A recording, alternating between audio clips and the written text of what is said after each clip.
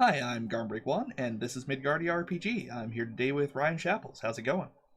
Hey, thanks so much for having me on. I am, I'm doing well. Halfway through a Kickstarter and still alive, so that's what counts. The dream. Yeah, It's a rough experience. I've yeah, heard, it does. yeah, I've heard some pretty rough war stories here on this program. Uh, so why don't you tell us a little bit about Sea of Legends? Sure, sure. So, Sea of Legends is a open world sandbox story-driven tabletop game, and so that's a lot of words. But what it really boils down to is that there are a lot of different ways to play as you and the other players are racing to get to 10 points of notoriety, the victory points, and whether you're hunting down relics or fighting, the different minis on the board. You also have three different storylines that you're also managing between a lover, a nemesis, and then your captain, and how they're interacting with the world and those factions. So you have all these branching narratives, all delivered through this very new app that allows us to kind of do some very tricky things that you can't do with a book, which is nice. You can pull in characters from other players' tableaus, as well as getting to be a little more responsive and specific. So you can think of it more of like borrowing some of the techniques and tricks you would see like in a CRPG style game. Right, and using that to make it kind of a closer to a GM-less tabletop role-playing game kind of experience more than a traditional board game. Is that fair to say? It is still very much rooted in board games, so I would hesitate maybe to go that far. That might be overselling it, but I think it definitely scratches a similar itch. When you want to do something story driven, you want to get into character, and you really want to dig into a world and get into that atmosphere. You can do that all with this game, but certainly you don't have the levels of like customization and off the rails nuttiness that you can get in a full on RPG game. Yeah, for sure. You're not about to delve into an entirely different genre mid campaign. Exactly. I can't. We cannot anticipate every single one of your possible desires when it comes to these branching narratives. So you will have to leave that for your own Sea of Legends campaign that maybe you get inspired to run. That's the dream. If someone runs this game as like an RPG, like fifth ed hack or something, then I'll know we did something right. I mean, Seven Seas, Savage Worlds. There's some options, and Yeah. yeah, I was looking at your factions, and there's definitely some inspirational material there. I was looking through the list, and I was just like, okay, yeah, you've got the Spanish Armada, fair enough, second greatest naval force of all time. Hmm. Got the Yep. British Empire, Britannia rules the waves. Then you've got the Children of Tlaloc, who don't often get mentioned in history class, but I feel it's a tragedy that they are often overlooked. And Exactly. See, we dug deep with our research here to unearth all the sort of forgotten gems of the Age of Piracy's storied history.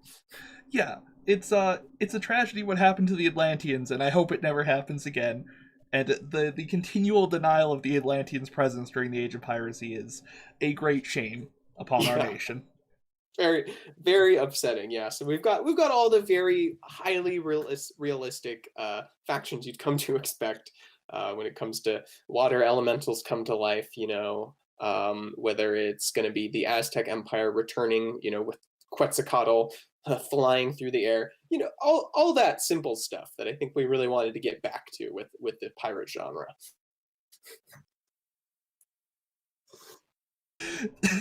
Absolutely, very dire and realistic. I don't actually know. 100%. Yeah, I don't actually know when the Aztec Empire's reign is compared to the Age of Piracy. I admit I'm not very good at a lot of history stuff. Um, but they were, Yeah, so yeah. our game is set sort of at the edge of the end of the 17th century. So you're looking at the late 1600s, which means it's about 100 years or so after like the Triple Alliance kind of formally fell with the invasion, essentially led by Cortez, and then the mass disease and war after that. And the But that's the fun of making this game is we get to rewrite history a little bit. I mean, expose the reality that's been hidden from you all. Yeah, people keep talking about the horrific atrocities of the Spanish Empire. Actually, no, I can't make a joke about that. That's where that sentence ends. I know. Yep. It's like, oh no, that's actually just real. Yeah, no, Which is that's just like normal. that is, yeah. But that is to a more serious point. I mean, that's kind of part of the fun of making this game in a way is to get to explore more of those cultures and explore Mesoamerica along with all the piracy stuff happening that you'd expect, which we've seen not enough of. There's such rich culture and rich myths to fall on, and that's like something that got us really excited when we were coming up with these cool monsters and creatures and characters. Yeah, a lot of this is there's a lot of interesting stuff going on here. I didn't expect to see Aztecs in this pirate game. Um, Mm-hmm. yeah, Understandable. yeah, it's not something that normally goes together, but I feel like it works here. Also, anything that includes a group called Dark Initiates, I'm kind of down for. Oh yeah, the Ordo Nocturnus. I mean, uh, I think I was born and raised Catholic, so a chance to do a secret sect of Catholic priests that are controlling demons. Just really, really, I've been waiting for this chance all my life. The church has such a storied history of weird power grabs and schisms. So like writing in your own like occult sect of it is not very difficult. Yeah, no doubt. The various anti-popes and all that fun stuff. Exactly. Everything in the Vatican secret archive. Yeah, there's some wild stuff to dig into there. Um, now I'm just thinking of all of the media that has like secret Catholic military. Exactly. No, you think of like Knights Templar and stuff and what happened with them, and then there's like the ceremonial magic being brought back to Europe through them. Like, yeah, there's all sorts of threads we pulled on. So we got to go a little bit all over the place with these factions to explore all the different ways we could see magic sort of twisting and changing this time in history. Yeah. So, what do the factions do in this case? Because I assume you play the captain of a pirate ship. Hmm. Um, how do you interact? Like, I assume you can't play a giant demon summoner or whatnot. Um, Not yet, at least. There's always time. But the way the factions work actually is so they're as part of setup, you choose up to two of these factions to combine and make part of your game session. So the Spanish are always a part of each adventure by default, and then you bring in two other factions. And so what they do is they're going to determine, of course, what minis are on the board, so what obstacles you might encounter, as well as the different items and crew and other lover nemesis you might meet. So what's really fun about the factions is they change your main storyline as a captain. So each of these factions come with their own storylines for you to explore when you're going on your adventures. And so that's going to determine what you're doing and how those factions might interact uh, through those stories is all going to happen based on who you set up and choose. Now, also, they have their own objectives. So unlike other games, this is not just straight up a PvP style board game. This also has some amount of PvE. And so what I mean is that these factions, if they succeed to accomplish their own goals, they actually will win the game and all the players will lose. So you have to really be smart about how you're managing them and playing them off each other on the board. They all have their own unique mechanics and unique goals.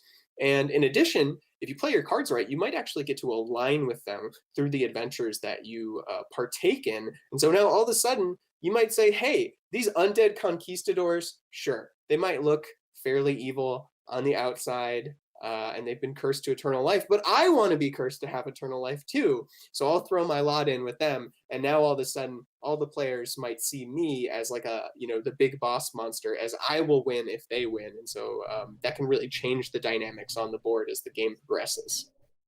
that is super cool.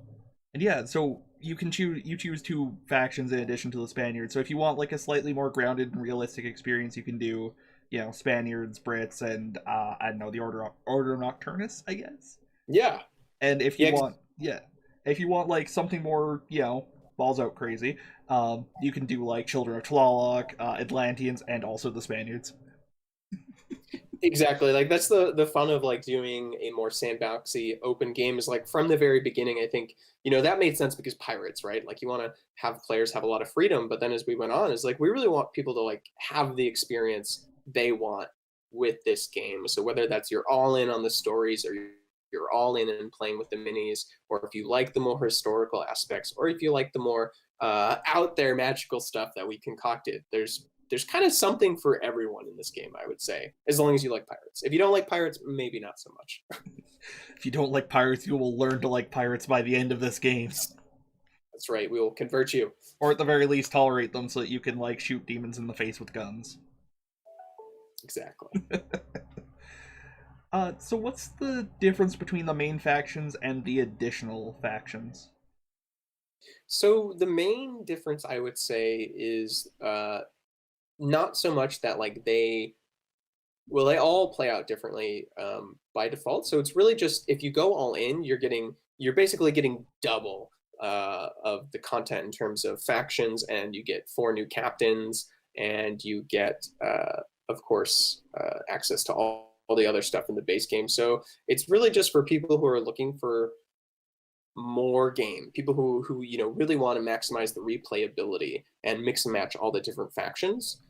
That's why we have the difference, and it's pretty simple. We just do a base game with 4 factions plus the Spanish and everything else you need to play, and then the all-in gives you that plus a whole bunch more. Like I said, essentially double for people who just really want to get the most out of this game.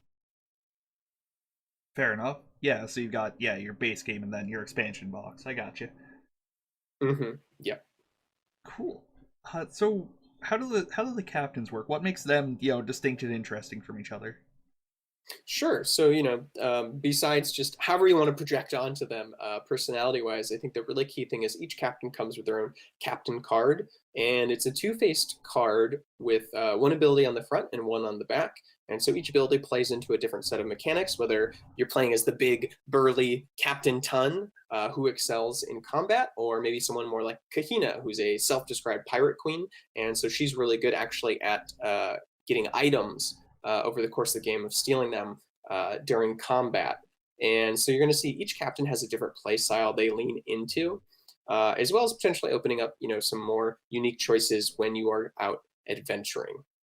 With the captains as well, when you complete their adventure, you get to upgrade that ability, so then you get like a super powered version of that. So I think it really comes down to play style and what you want to try out, and of course I think what appeals to you, like whether you want to be the big strong big strong man, or you want to be more lithe, maybe you want to be more like spell and you want to create a couple magic bombs to throw at your opponents. That's all up to you. Fair enough. Cool. So what about the lovers and nemesis system? Yeah, so to go with that, and I guess there's something else I should explain, which is the dice system and how that ties into these cards. Is so in addition to your captain, you also have one lover and one nemesis you start with. You're dealt a hand of 3 of those, and they're all double-sided, so you can choose however you want to play them as either lover or nemesis, and you pick whoever you want. You place them with your captain, and they each have their own sets of abilities. So your lover has 3 abilities that you unlock over the course of the game. Doesn't start unlocked. You got to build favor with them by going on that lover's adventure. So you can almost think of that as like a companion quest in Dragon Age. All of a sudden, your lover lets you know that they're kind of in hot water. They ended up, in their last, their former life, they stole from the wrong person, and now they're out to get them. They're sending assassins, and you got to help clear their name. And so we know that your relationship with them is pre-set up, so we're assuming that you're going to try to help them. And so you have different ways in which to try to achieve that. But now there is sometimes some opportunity to be truly dastardly. Like in this example, you might approach that person, that other pirate who put a hit out on your lover, and they might offer you a lot of money if you turn them over. And so you might get these sort of one-time options to do something maybe a little bad. And if you do that, though, you're going to scorn your lover, and now all of a sudden that lover becomes a nemesis, and you could have multiple nemesis and multiple lovers. So that means also when you're going to try to stop your nemesis, you might get options to potentially really woo them if you're lucky, and maybe you could end up building your own set of pirate lovers. I mean, it's the open sea, so free love, free hatred, I guess, as well, depending on your choices. Open love and open relationships. I like it. Open seas. Exactly. Damn it, I was so close. Yeah. No. It worked for me. And I was going to say, and additionally, the way those play out during the game outside of story is that whenever you're rolling dice to succeed in challenges or combat, there are different symbols on the dice, and there's actually a symbol that corresponds to your captain, lover, and nemesis. And so whenever those dice get rolled, you're going to check to see if you've actually triggered any of their abilities. And so your nemesis, unfortunately, always has at least one ability unlocked from the get-go, and they'll get more powerful as the game progresses. And so you might succeed in combat with the help of your lover, letting you untap a crew or increase your combat score. But your nemesis, on their other hand, might trigger an ability, and so they might do things like take gold away from you, or mess with your crew cards, or even make whoever your opponent is stronger. And so you are going to be rolling those dice and then sort of manipulating them with your crew and with your different items and relics to try to get the best result. Cool. And yeah, you mentioned relics, so I assume you spend a lot of time digging up, stuff from forgotten civilizations and whatnot. Exactly. So digging it up or stealing it, depending on the circumstances, of course, as you are a pirate. And so that's going to be a big part of the game, whether you're going off to taverns to chase rumors of these relics, or during your adventures, you can get items and relics as rewards for your choices. Because the story stuff always ties back into the board game, and so they're really interconnected. Cool. Feel like I had another question, and now it is momentarily escaping me. Yes, I do. Do you have any plans for a digital version of this in some way, like tabletop simulator or a dedicated Steam thing or what have you? We'd really like to. We've certainly have like our own demo set on Tabletop Simulator that we just got running the other week, just to help with our play testing, given the state of the world right now. But I can't confirm whether we're going to be able to release the demo on Tabletop Simulator or not. I would really like to, because I think ideally everyone wants to try to play a game before they back it, and we can't do that via conventions or demoing at local game stores like we had planned to in the past. So we would like to, and it's just a matter if we can get it up to the sort of level of quality that we think it deserves to be, and that we've set with the rest of the game, or at least I'd like to think we've set with the rest of the game. And so if we can, we will. So fingers crossed, I guess, is the answer. All right, cool. I appreciate the honest upfront answer there. Yeah. Because yeah, given the late unpleasantness. Actually, no, I Mhm. can say COVID-19 on YouTube now. They changed it, so we're good. Oh, okay. That's Yeah, not going to mess with the algorithm. yeah. No, there was like a 2 week period where you couldn't, but now I guess it's fine. Coronavirus. Because of all of that, yeah, it's rough. I haven't seen anybody in like months.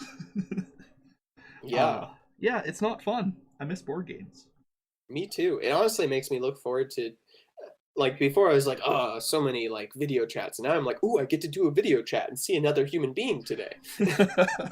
Yeah, I hear you. I mean, hit me up if you want to talk again. Yeah. I'm sure we could go I'm for dying. hours. Yeah. Um, yeah, I think that covers most of it. Anything else you want to bring up that I may have missed? Hmm. I would just say I know app can be a dirty word for board gamers. So I'd just like to say, for all you folks who might feel on the fence about an app's inclusion in the game, I think the important thing for us is we're all board gamers at heart. The whole team here at Guildhall, my partners Zach and Jordan, both have been working in tabletop and video games for a long time. Jordan created, for all you old fogies out there, Jordan created BattleTech and Shadowrun Ooh, back in the day.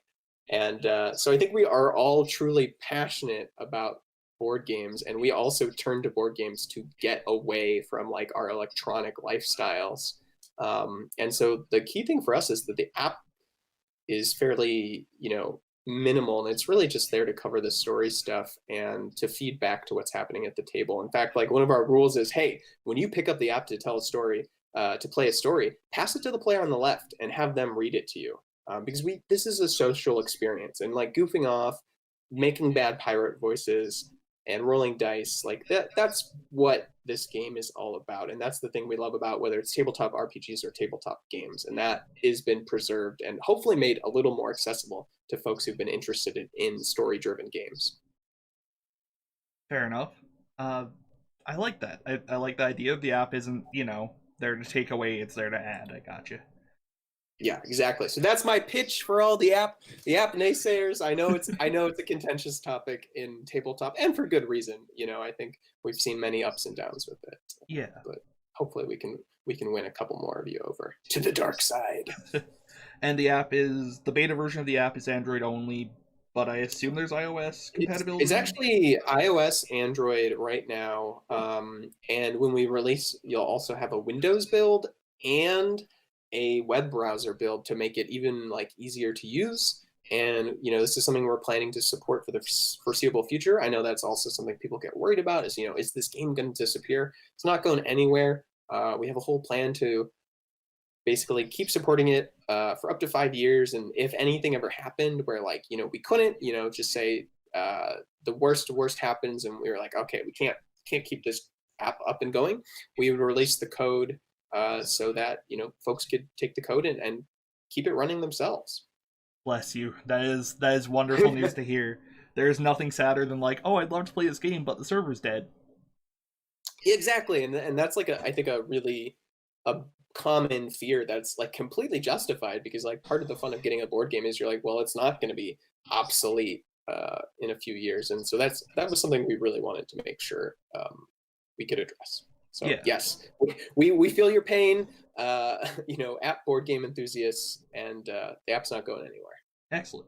And yeah, so Sea of Legends may not be the ideal choice for keeping in your end of the world bunker, because an EMP may cause you to be unable to play it.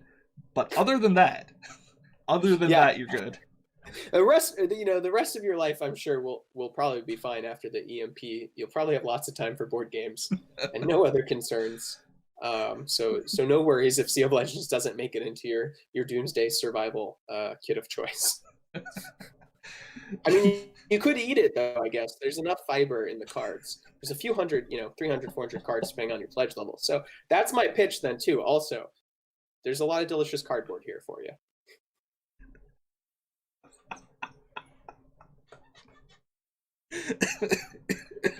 See, I struck a nerve here. See, this is why did I not think of this? This is the marketing plan we should have been going with the whole time. Sea of Legends, you can eat it. Yeah, perfect. I can't wait to see that in your next update. Yeah, why get those, the subscription services, meal prep? No way. Board games, edible board games is where it's at. There's no fat in it. There's probably no sodium in it. Some of it's probably toxic, but it puts a little hair on your chest. Yeah, there you go. Not everyone wants hair on their chest, though. That's true. And the hair will also fall out as well, so don't worry, we got you covered there too. It solves its own problems. It is the perfect board game. Exactly. You heard it here. Exclusive. Sea of Legends, the ultimate edible Kickstarter board game on the market. Right now in this 30-day period. I've seen a lot of weird stuff on Kickstarter. I would believe somebody has actually done edible board game. Although it was probably a Cards of Humanity clone. But I mean, there's wine chess, right? I swear to God, I've seen wine chess, which also sounds really dangerous. So yeah, there's got to be other. I believe that. I swear I've seen that before. Yeah. Oh man, shot glass chess. Yeah, shot glass chess. No, I was thinking Jello molds with vodka in them. In all the various chess shapes. Yeah, that'd be good. Which would be delicious and dangerous. Mm-hmm. My favorite combination. That's when you're in for a good time. Yep. Or a hospital visit. One of the two. Choose your own adventure, folks. Yep. Vodka Jello chess is not recommended for nations without universal health care. Yeah. Oh, well, this has been a joy. And I do hope that you end up doing a tabletop RPG supplement for this in some setting or another. It looks like a wonderful world to play in. Thank you. Yeah, that would be a dream, to get to explore this world more. And so at the very least, because of the backers, we will get to make this game, and if we get to make some follow-ups, expansions, or other supplements, that would just be some real gravy on the cake. I'm changing the expression. No more icing on our cakes. It's going to be gravy from here on out. I mean, if the cake's made of the cards, it might help. More gravy on the car. Oh my gosh, I'm clearly I'm in day infinity of quarantine. My brain just goes to some weird places now. Oh, me too, man. The most physical contact I've had was when I went to the liquor store and the lady put the change into my hand too hard, and that's been Oh it god. for months. Oh my gosh. What a what a beautiful moment. It's that really unpleasant thing they do where like they've been told, if your hand contacts theirs, they'll have a more positive memory of the experience, but like trying to punch your fingers through my hand does not. Yeah, just like no, I need that hand, man. Oh, and yeah, I see that you've met a bunch of stretch goals and stuff, including Nina, the Deadly Dancer. Yeah, we just unlocked Nina and Poseidon's Trident, which is part of our legendary treasures, which each kind of have their own unique adventure as well attached to them. So that's been really fun. Is just to like find ways to tie in the story to the characters, to the items, and that's I mean that's kind of what it's all about, I guess. Yeah, I do have one question about your future plans before we wrap this up. Sure. Your 450,000 US dollar stretch goal is a new faction. What I understand that this is a like community helps create this thing, but what can you tell us about? Do you have anything planned for it, and can you spoil some of it for me? Yeah, absolutely. We've already spoiled some of it. So we got this crazy idea. Is we're like, wow, we're like really like overwhelmed with the success, and we're like, let's create a cool, lofty goal. Like, why not, right? Um, and so we sent out to the community. We said, hey, what kind of expansions, what kind of factions would you like to see? And we'll take our favorites. So we ended up taking four different options. We had the Flying Dutchman and sort of a ghost fleet. We also had the French Empire with a dragon turtle, this Tarrasque, as it's known for all you French mythology nerds. And we also had, let's see, what was last one? Well, we had some monkey pirates, and we also had a kraken. Which honestly, we had really fun ideas for all of these, and like I think about them and I still get excited. But we had a battle between the Flying Dutchman and the Monkey Pirates, and it got kind of heated, to be honest. People got really passionate about it, but monkeys managed to win. I think we had over 800 votes in the end, which is nuts. Like, people really got into this. But the monkeys took it in the end, and so we are actually right now currently creating concept art for what this faction might look like. We're going to present two different options on Tuesday. So if you want to be part of voting on what direction we take this faction, like, yeah, back now. I mean, even if you follow along at $1, you still, going to get access to everything, updates and more, and take part in that vote. Because we want to see where people want to take these monkeys, and we spent all weekend working on it, and it was like, it actually was, I didn't know where we were going to go with this exactly when it started, and I was like a little worried, but as we dug into it, like, we found some really interesting points of Mayan mythology to dig into, and a very different angle as well that I won't spoil, but it's really fascinating because we were learning, like, oh, like in in these Mayan texts, like there was a punishment for these two artists, musicians, who like went up against uh, these like hero twins, and as part of their punishment, they were transformed into howler monkeys. And so I thought that was just such a cool bit of lore that we found, I think, our own way to sort of work into one of these options. Yeah, yeah, the hero twins, Shibalanke and the other one, the one who isn't in Smite. Yeah, I was gonna say, I'm glad that you are pronouncing them rather than me. Uh, That's always trips me up with those names. yeah, I know the X is kind of but other than that, most of my knowledge of pronouncing various deities' names comes from Smite because I played that for like a long time. Um, yeah. I love that you playing Smite and you actually learn something about these different mythologies as well. Oh yeah, man, I dug a bunch into them as well. Like I remember I was reading the Diamond Age after that, and they were describing a statue. I'm like, that's Guan Yu. They're describing a statue of Guan Yu, and I flipped the page and I was like, yeah, and it's Guan Yu, and I'm like, nice. Oh, I love it. I love when a game tricks you into learning. That's such a fun feeling. Like, Absolutely haha, dastardly, yeah. And yeah, you were asking before this like how to tailor responses to my audience. And I forgot to mention the one guy who watches us who friggin' loves monkeys. So oh, yeah, we made this for you then. brilliant! This is for you, man. monkey pirates, giant monkeys. Who knows? Find out Tuesday with our big update on that. Have you played Sekiro, by the way? I have played The Sekiro. I have monkeys in that not game, gotten very man. far. Have you got to the Yeah, monkeys? I don't think I've gotten to the Oh monkeys man, you because have, I am, man. yeah. After the campaign, you have some fun to look forward to.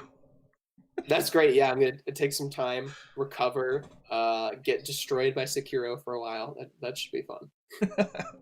Oh, that's great. And yeah, like I assume the options for the other factions are on the table for possible future expansions and stuff. Yeah, I mean that's the thing is we actually really liked all the ideas that we chose for our top four. So like we're like, okay, we're thinking about how we can include them in the future, whether we can do expansions and stuff down the line, and we'd really like to. So for folks who didn't get their option chosen, which includes me, I want to do the giant dragon turtle. There is still hope for ye as well. Yeah, you threw me for a loop with the dragon turtle as well because you're like, oh yeah, it's the French Empire, well-known seafaring power, also dragon turtle. Yeah, yeah. Oh, The Tarrasque is just such a good fit for that, and I think the idea of like a colonial empire, right, like trying to weaponize a mythical monster is something I really always wanted to do, but we didn't get a chance to explore with our original 8 factions. And so thinking about like, oh, there's literally a dragon-like creature with a turtle shell. Okay, that's going in the water. There's going to be like a command post on top, and that's going to be how the French are going to try to fight the other colonial powers. hell yeah. Also, I deeply enjoy the Kraken being like technically a faction. Yeah. Oh man, we had a fun idea for that too, where it's like, well, what if each of the little pieces is a tentacle that's moving around the board in like part of a shipwreck, and so you're trying to get treasure from these tentacles, and then if you disturb the Kraken, then the giant like maw pops out of the water and tries to devour you. There is one thing we didn't cover, which I have thankfully Oh, been reminded of. How does combat work? Is it like, how does combat work? yeah. So the combat is going to work through our dice. So basically, every time you jump into combat, you've got a base set of dice you use, and then you can add bonus dice via crew, items, lovers, captains. All that stuff will get pooled together. You'll figure out how many dice you have to roll. You can roll up to 14 when things are going well. Oh, as well as your ship. Your ship can help you too.